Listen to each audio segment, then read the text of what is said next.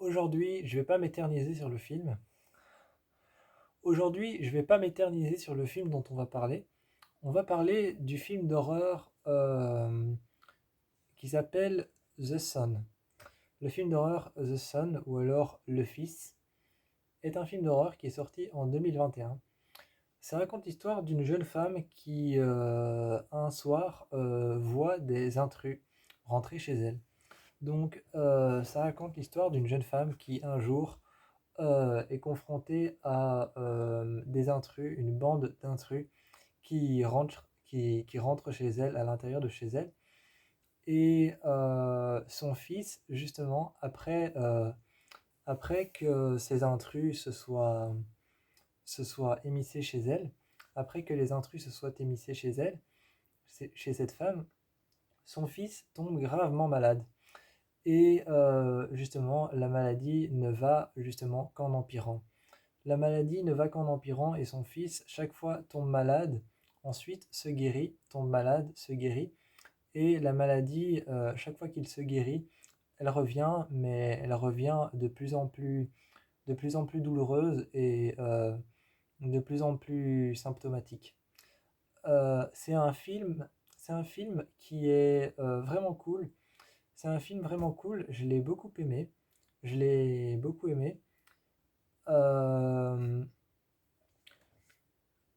j'ai surtout été le voir parce qu'en fait, il y a l'actrice qui a joué dans Halloween, Halloween Kill et Halloween End. Elle s'appelle Andy Matichak.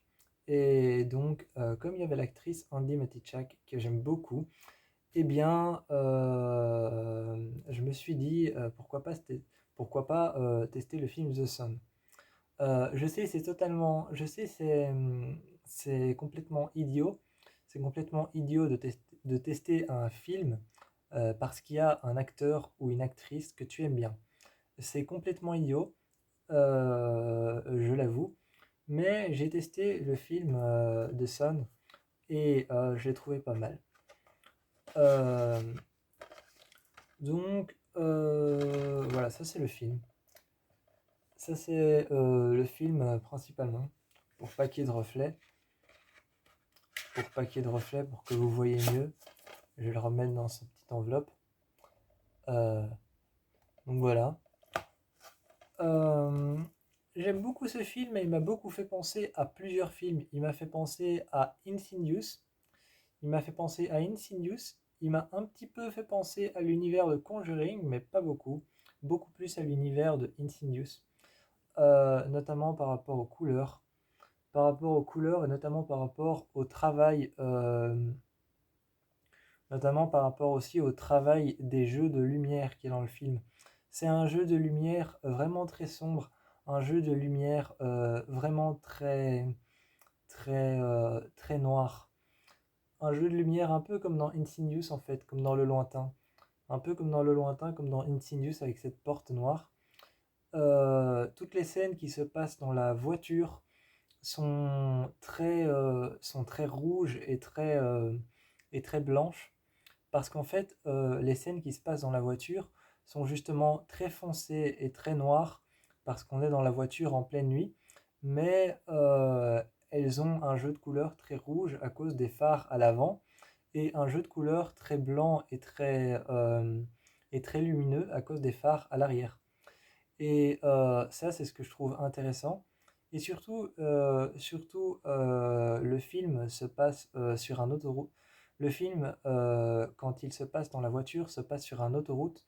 Donc, on a plusieurs couleurs qui arrivent en même temps. Il y a le reflet de la lune. Il y a le reflet de la lune dans le pare-brise qui fait une petite lumière bleue. Et les gouttes d'eau qu'il y a sur le pare-choc, sur le pare-brise de la voiture et sur la vitre de la voiture font des petites lumières bleues, des petits reflets bleus. Parce que pour ceux qui ne savent pas, les vitres des voitures sont aussi des vitres bleues en fait. Les vitres des voitures, ce sont des vitres bleues et ça se voit très très peu.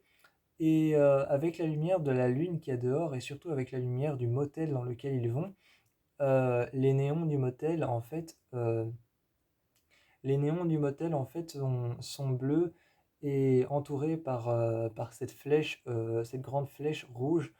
Et ça fait, il y a tout un passage du film qui se passe dans un motel, et ça fait des reflets bleus et des reflets rouges.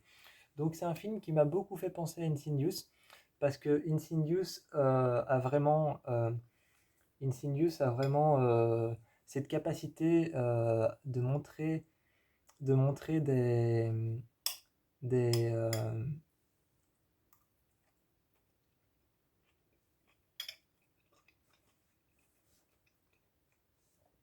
Insidious en fait a cette capacité de montrer par exemple la dame en noir, la mariée en noir. La mariée en noir dans Insidious par exemple, elle a un grand voile sur la tête, elle a du teint, elle a du teint sur la peau qui est très blanc, et donc ça ressemble assez à des masques de carnaval. Et tous ces voiles et ces vêtements de robe de mariée, ça fait penser vraiment au carnaval, carnaval de Venise, carnaval de Rio, peu importe, mais ça fait penser au carnaval avec les masques et avec les paupières qui sont teintes en noir, et ces cils qui sont étirés, et vraiment ça fait penser au carnaval. Ça fait penser à tous ces masques spéciaux qui sont bizarres et étranges. Et le film The Son, je trouve, le film The Son rappelle vraiment ça et fait un petit rappel sur ça. Il se passe extrêmement beaucoup la nuit. C'est un film qui se passe beaucoup la nuit, et surtout quand la nuit n'est pas encore tombée. Donc il se passe la nuit, mais quand la nuit n'est pas encore tombée, c'est-à-dire que quand la nuit est encore bleue. Euh, Et comme le ciel est bleu nuit, comme le ciel est bleu nuit mais pas encore noir, eh bien dans la voiture on a des reflets bleus, et c'est très très beau parce que c'est un très beau mélange avec la couleur. C'est un très beau mélange avec la couleur des phares avant et la couleur des phares arrière, le noir à l'intérieur de la voiture, la route qui défile sur lesquelles tu vois tous les lampadaires. Il y a la route qui défile sur lesquelles tu vois tous les lampadaires et en même temps les phares des autres voitures sur les côtés qui vont très très vite, que tu vois dans les rétroviseurs, dans le rétroviseur à l'intérieur, et que tu vois dans les rétroviseurs dehors, et que tu vois aussi sur les vitres, sur le côté défiler les phares des voitures, les phares arrière et les phares avant. Donc ça donne une couleur rouge et une couleur blanche, et une couleur un peu jaune aussi parce que tu vois défiler les lampadaires la nuit. Et donc, c'est un film très intéressant, et surtout que dans ce film, il bouge tout le temps, donc tu n'as pas le temps de souffler. Dans ce film, c'est aussi très intéressant parce qu'il bouge tout le temps, donc t'as pas le temps de souffler, t'as pas le temps ils sont tout le temps en train de bouger. Une fois ils sont à l'hôpital, une fois ils sont encore à l'hôpital, ensuite ils partent de l'hôpital, ils sont dans un motel, et puis après, ils sont dans un endroit bizarre. Ensuite, ils sont dans une maison abandonnée. Et tu bouges tout le temps dans ce film. Dans ce film, tu es tout le temps en train de bouger. Tu es dans un hôtel, dans une maison abandonnée. Ensuite, tu es à l'hôpital. Tu reviens à l'hôpital. Tu pars de l'hôpital. Tu reviens dans un hôtel. Tu vas dans un motel. Tu te retrouves dans la voiture. Euh, Puis, tu te retrouves encore une fois dans la voiture. Et le film a un commencement auquel je ne m'attendais pas du tout. Le film a un commencement auquel je ne m'attendais pas du tout. Il y a le personnage de Laura. Le personnage de Laura, donc la jeune mère, arrive, elle est en train de conduire sa voiture. Elle est en train de conduire sa voiture, et il y a toute une histoire de secte aussi. Donc j'aime beaucoup les films de secte. J'adore les films de secte. Je trouve ça génial. Et en fait, elle conduit sa voiture, et ce que j'aime beaucoup, c'est qu'on a une caméra qui fait rétroviseur et qui la filme elle, rétroviseur et qui la filme elle, rétroviseur et qui la filme elle. Vraiment, qui fait que ça. Et en fait, justement, c'est parce qu'elle est en train de conduire et elle fait ça. Et elle se regarde à chaque fois dans le rétroviseur, elle regarde l'arrière de sa voiture. Et justement, t'entends. Et puis après, t'as la caméra qui fait rétroviseur et qui filme la radio de la voiture. Et puis qui la filme elle et qui filme le rétroviseur. Et alors, t'as un angle en fait de triangle. tu as un angle en triangle avec la caméra qui filme le rétroviseur, puis la caméra, puis qui va vers son visage. Et donc, tu as un peu un angle en triangle comme ça qui filme son visage, le rétroviseur, la caméra et en angle constant à la caméra qui va bouger comme ça de manière circulaire en fait. De manière circulaire, la caméra va bouger de manière circulaire. Ça va faire son visage, le rétroviseur, la radio, son visage, le rétroviseur, la radio. Et ça va faire finalement un triangle. Et, euh, t'entends que sur la radio, en fait, il y a une bande qui passe. Il y a une bande qui passe sur la radio. Et ce qui te fait peur, c'est que c'est pas la radio, c'est pas une chaîne de radio, c'est pas de la musique, c'est un prêtre qui est en train d'hurler. C'est un prêtre qui est en train de hurler qu'elle a quitté sa secte, qu'elle est partie de sa secte et que les dieux lui retomberont dessus, qu'un maléfice lui tombera dessus, qu'une malédiction lui arrivera, que quelque chose de grave arrivera à ses proches. Et un prêtre est en train de hurler, tu as quitté ta secte, tu as quitté ta secte, quelque chose va t'arriver et un maléfice va tomber sur toi, une malédiction va s'acharner sur toi et les dieux s'acharneront sur toi et tu en paieras le prix. Et donc, enfin, il crie des choses comme ça. Évidemment, là, j'invente, mais quand on regarde le film, il crie vraiment quelque chose comme ça. Et tu vois que tout ce qui est dit par la radio, c'est ni de la musique, ni une chaîne qui passe sur la radio, ni une chaîne d'infos euh, encore moins une chaîne de radio, c'est juste un prêtre qui hurle, quoi. C'est pas la radio. T'as l'impression qu'il y a une bande, t'as l'impression qu'il y a une cassette cachée à l'intérieur. Et, euh, et ce qui est terrifiant, c'est qu'en fait, elle continue à conduire et elle essaye pas d'arrêter sa radio. Toute personne qui aurait une radio qui crierait des choses comme ça dans un film d'horreur s'arrêterait sur le côté et commencerait à essayer d'arrêter la radio. Là, tu vois qu'elle regarde la radio, qu'elle regarde le rétroviseur, qu'elle regarde devant elle et elle conduit. Et elle fait ça deux, trois fois, elle regarde le rétroviseur et la radio. Et là, tu as la caméra qui fait au-dessus, en dessous, qui fait rétroviseur, radio, rétroviseur, radio. Et puis, tu as un grand plan large sur t'as un grand plan large sur tout le devant de la voiture. Et ce que j'aime bien, c'est que la caméra filme d'abord en plan large, ensuite elle fait un gauche-droite sur la vitre de la voiture, et puis tu as l'impression que la caméra passe au travers de la vitre et se retrouve devant la voiture, et tu te retrouves à filmer l'extérieur de la voiture sur le côté. Ils font ça d'ailleurs avec des caméras qui sont attachées à une autre voiture pour filmer les voitures qui roulent très vite à pleine vitesse sur l'autoroute. Ils font ça avec une autre voiture, avec une caméra qui est accrochée au phare avant, sur le côté. Et la caméra se met devant la voiture et tu as la voiture qui roule. Et, euh, et là, je ne sais pas comment ils se sont débrouillés, mais à mon avis, il y avait une caméra entre les deux sièges qui a dû faire un zoom avant et une deuxième caméra qui a dû être positionnée sur la voiture et qui a récupéré le zoom avant. Et tu as l'impression que la caméra passe au travers de la vitre juste devant elle et tu as cette caméra qui filme la voiture de l'extérieur et elle qui est en train de conduire. Elle se retrouve ensuite dans un café un peu abandonné et tu vois qu'elle est couverte de terre, elle a un vêtement sur elle qui est tout sale et ses pieds sont couverts de terre mais avec les lampes qu'elle a au-dessus d'elle dans le café. Avec les lampes qu'elle a au-dessus d'elle dans le café, elle est toute pâle et elle est toute pâle et elle paraît toute maigrichonne. Elle paraît toute maigrichonne, toute rachétique, elle est toute pâle avec ses lampes blanches au-dessus d'elle. T'as le café qui est éclairé avec deux gros néons qui sont bleus et un gros néon qui est rouge. Mais les gros néons bleus, ils sont deux, donc ils sont deux fois plus puissants. Et t'as la lumière bleue qui rentre à l'intérieur. Et elle s'assied à une table sur le côté, justement juste à côté d'une baie vitrée. Et tu as cette lumière bleue qui se reflète sur elle, et tu as l'impression qu'elle a un teint de peau qui est pas humain, qui est presque gris parce qu'elle est toute pâle, et tu as cette lumière bleue sur elle, et et tu as la caméra qui la filme et qui descend en dessous de la table, et qui filme ses pieds, et tu vois qu'elle est préoccupée parce qu'elle bouge ses pieds, et tu vois qu'elle a de la terre au niveau de ses pieds, plein ses pieds, et et il y a cette lumière bleue, encore une fois, qui apparaît sur ses jambes et sur ses pieds. Et ensuite, tu la vois dans la voiture Ensuite, tu la vois courir dans la voiture, elle court jusqu'à la voiture et il y a cette lumière bleue qui l'éclaire à cause des deux gros néons.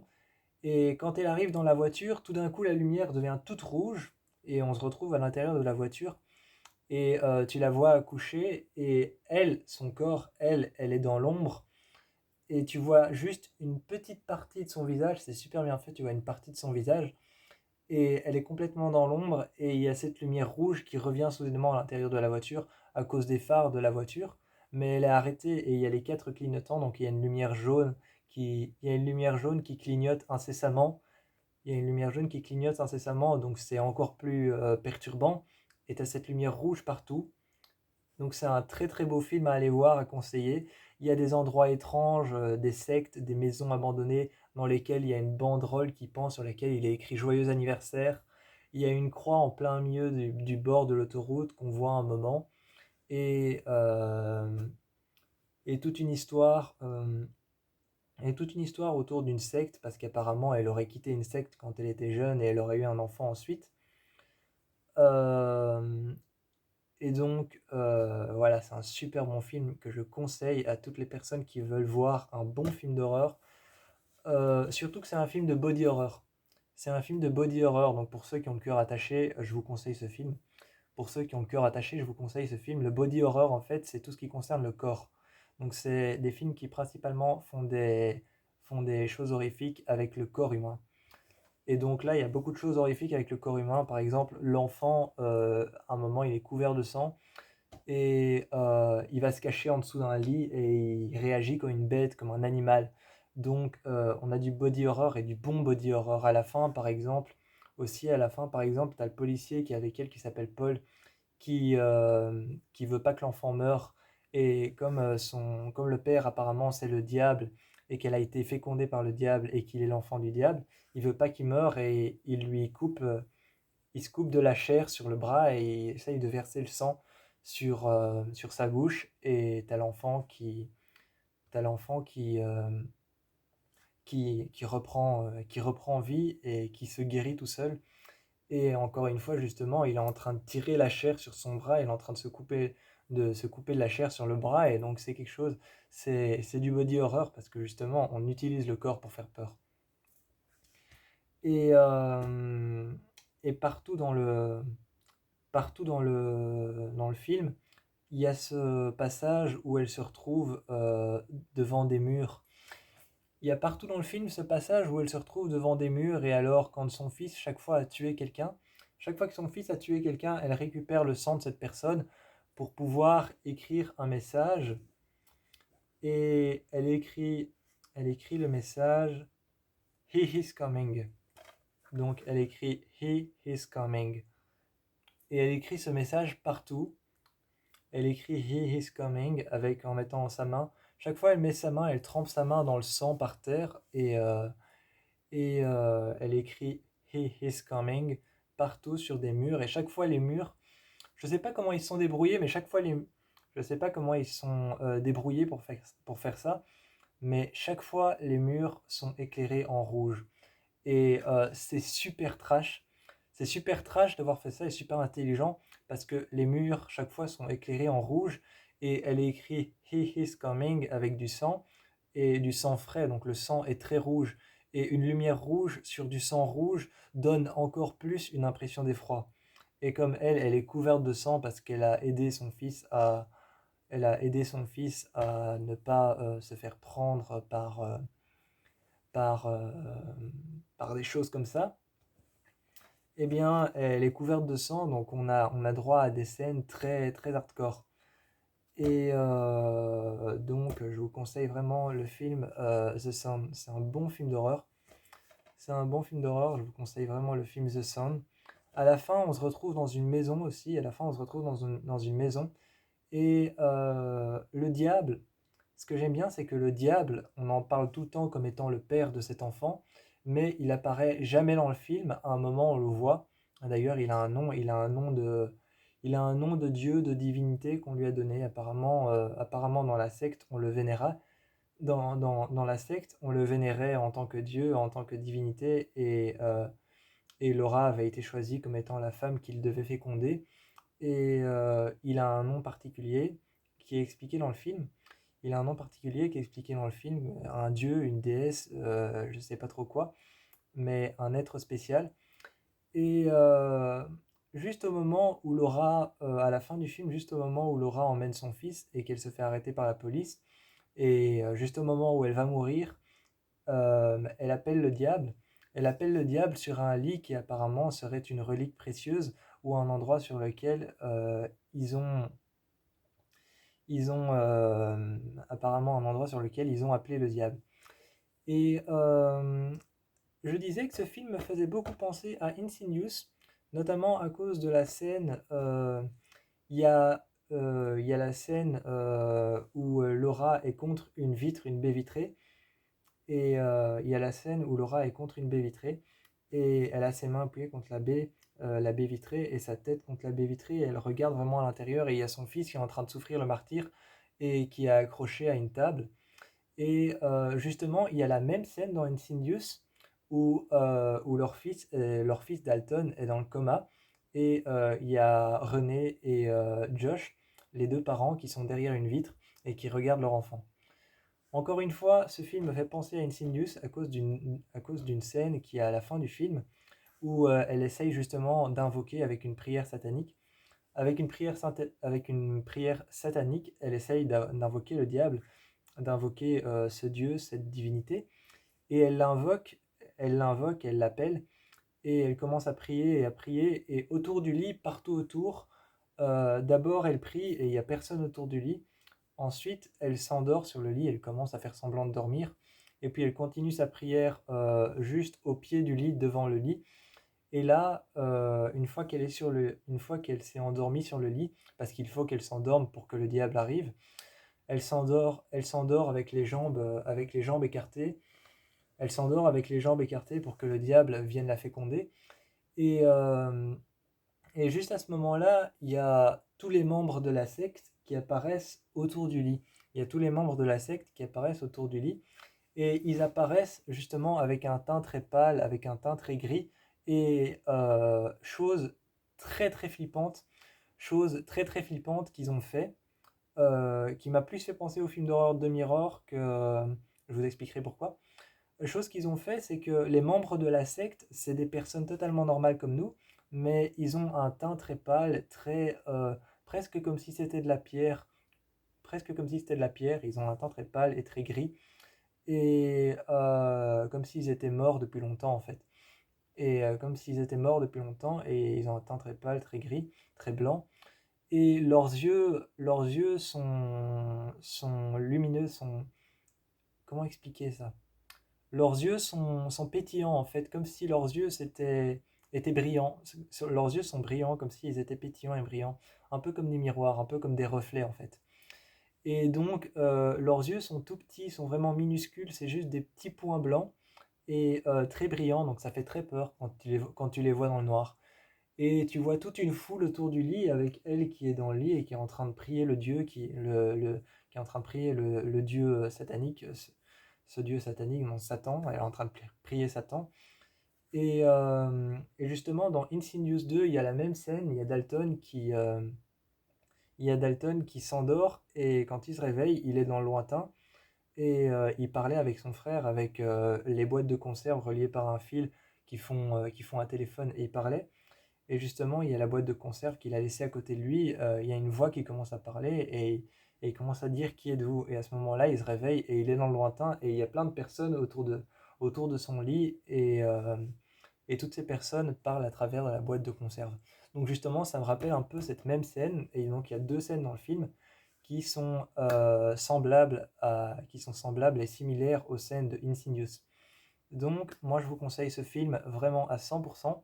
Je vous conseille ce film à 100%. Si je dois lui mettre une cote sur une échelle de 1 à 10, je pense que comme aucun film d'horreur n'est parfait, la perfection n'existe pas. La perfection n'existe pas comme aucun film d'horreur n'est parfait. Ce film, je lui donnerai à chaque fois que je trouve qu'un film est super bon, comme aucun film d'horreur n'est bon, vraiment bon, eh bien, je vais lui mettre un petit 9 sur 10. Enfin, un grand 9 sur 10. Moi, je vous encourage à aller voir ce film, qui est un super film d'horreur, et je vous fais plein de bisous.